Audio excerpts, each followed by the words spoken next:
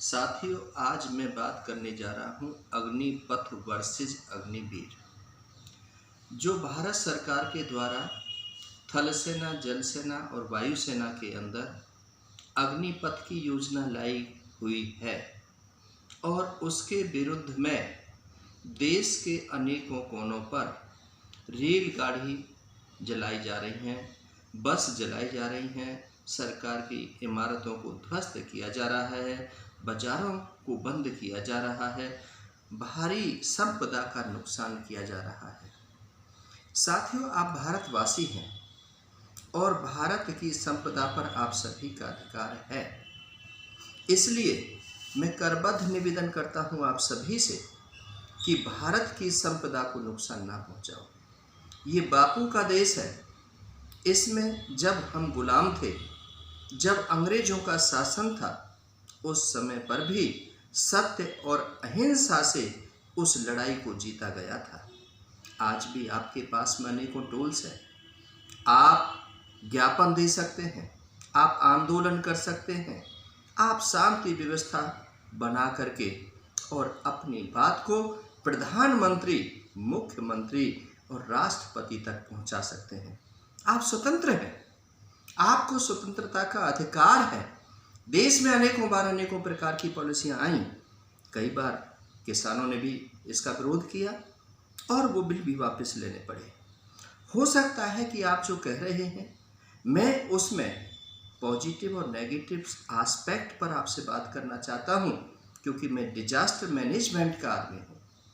आपदा के अंदर जब कहीं बाढ़ आती है, जब कहीं भूकंप आता है, जब कहीं आगजनी घटनाएं होती हैं, उस समय NDRF, DDRF, police force, BSF के जवान जब वहाँ पर पहुँचते हैं, तो जो जवान होते हैं कम उम्र के, वो पहाड़ों पर भी चढ़ जाते हैं, वो खाइयों से भी कूद के निकल जाते हैं, वो रस्सी पर भी चढ़ करके लोगों को बचा लेते हैं। साथियों, जो मेरी तरह के बड़ी उम्र के लोग होते हैं, वो चल नहीं सकते, फिर नहीं सकते, वो कैजुअल्टी को उठा नहीं सकते, कैजुअल्टी को हैंडल नहीं कर सकते। भारी भरकम ऊंचाई पर जाने के बाद में उनकी ऑक्सीजन की कमी हो जाती है, उनका जीवन भी खतरे में हो जाता है। इसलिए साथियों, मैं निवेदन करना चाहता हूं कि कोई भी आपसे ज़बरदस्ती नहीं कर रहा है कि आपके बच्चे को फौज में जाना ही पड़ेगा, आर्मी की नौकरी करनी ही पड़ेगी। आप अपने बच्चे को पढ़ाइए, लिखाइए, क्योंकि आप सबको पता है कुछ बच्चे 8वीं के बाद स्कूल छोड़ देते हैं, कुछ 10वीं के बाद स्कूल छोड़ देते हैं, कुछ 12वीं के बाद स्कूल छोड़ देते हैं। सब बच्चे ग्रेजुएशन और पोस्ट ग्रेजुएशन नहीं करते हैं, सभी बच्चे आईएएस और आईपीएस नहीं बनते हैं, सभी का आईक्यू लेवल एक जैसा नहीं होता है, सभी बचपन से ही बहुत ज़्यादा लर्निड नहीं होते हैं। साथियों, यह मौका उन लोगों के लिए है जो अच्छे पढ़ने लिखने वाले लोग होते हैं, वो अपना कैरियर उसी क्षेत्र में चुने। क्योंकि मैं शिक्षा शास्त्री हूँ, आज मैं निवेदन ये करता हूँ कि शिक्षा के क्षेत्र में बहुत सारे बच्चे नहीं आते हैं। शिक्षा में उन्हीं लोगों को आना चाहिए जो वास्तव में एक गुरु की भूमिका में रह सकते हैं। इसी प्रकार से आर्मी के अंदर, सेना के अंदर उन्हीं लोगों को जाना चाहिए जो जज्बाती होते हैं, जिनको वास्तव में देश की रक्षा और सुरक्षा करनी होती है।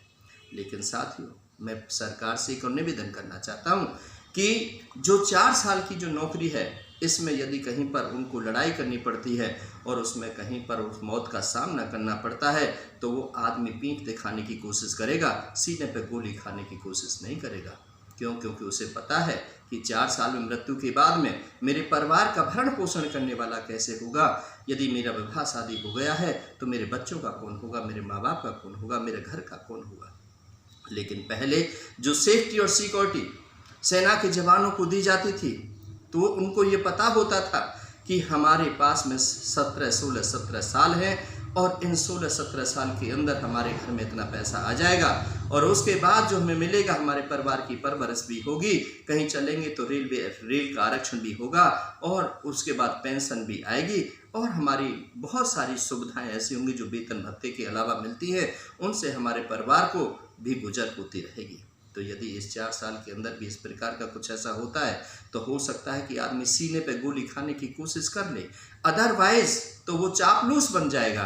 क्योंकि वो ये होगा कि मुझे 25% लोगों की उस श्रेणी में आना है, तो मुझे अपने अफसर को खुश करना है, मुझे नौकरी करने की वो चाहत नहीं होगी। और उस अफसर नौकरी में उस चाकरी करने के बाद वो उस मुकाम तक पहुंच जाएगा, लेकिन वास्तव में जो काम करने वाले होंगे वो उस स्थान तक नहीं पहुंच पाएंगे।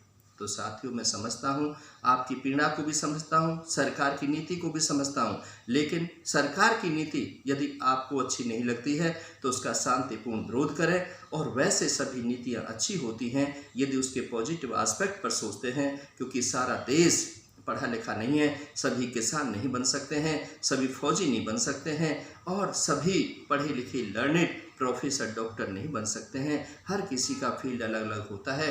तो जो इस 4 साल की उसमें कुछ बच्चे ऐसे होते हैं जो घर पर रह करके कुछ नहीं कर पाते हैं, उन 4 साल में जा कर के वो एक अच्छे इंसान बन जाएंगे और उनको बहुत भारी भरकम अपने घर के लिए रकम भी मिल जाएगी, उनका जीवन भी अच्छा हो जाएगा।